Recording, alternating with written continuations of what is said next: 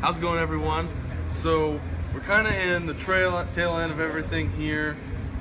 This is the original fuel tank, and this kind of gives you hopefully a better idea of what everything looked like before it got painted and pretty. Because this is what the original color was. It had this darker green. You can kind of see. Pretty much all we have to do left: sandblast this, paint it, put it back up. We mocked the fuel lines up, so the fuel filter will sit right down in here. And we're kind of figuring out how we're going to start this. We're hoping to put a drill on the end of a crank that we kind of have rigged up. But everything spins pretty freely, unless you have that.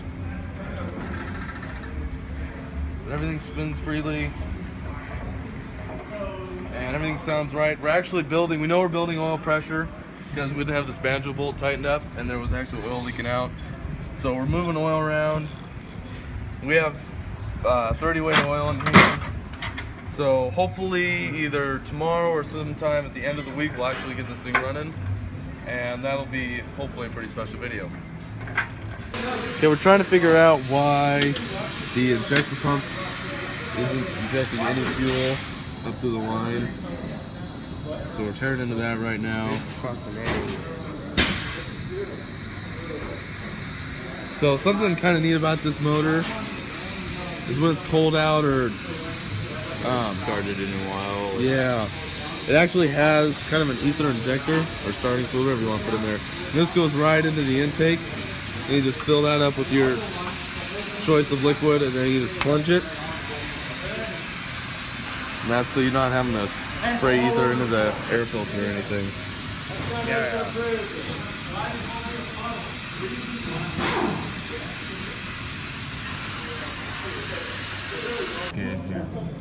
So now we think we've kind of figured out our issue with why we're not building any fuel.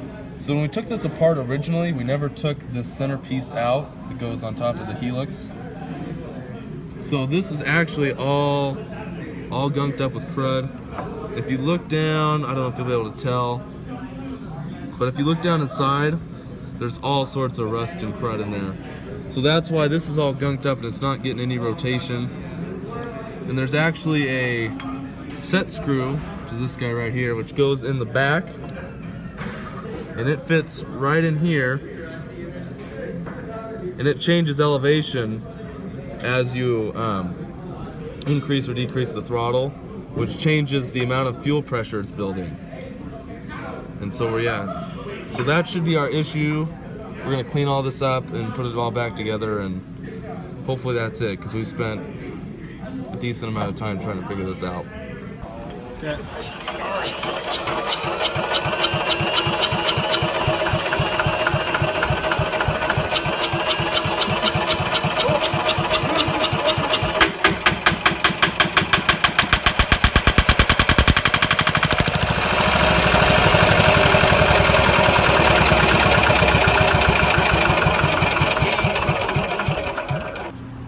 So now that we've got this all figured out and it's pumping just fine, we actually had to tear into the injector, so that was kind of the last piece of this motor we hadn't touched.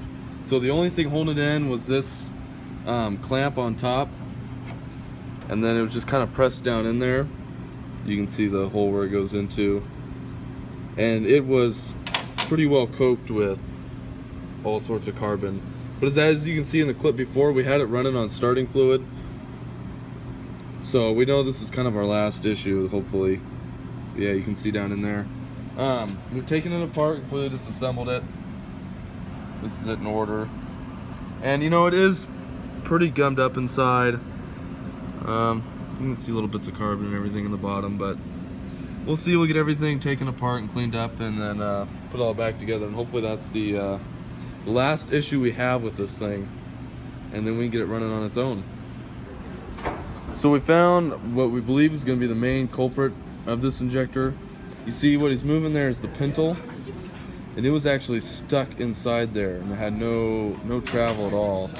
So we've taken it apart and hit it with penetrating oil, brake clean, and cleaned as best we can. You want to give her... Okay, go.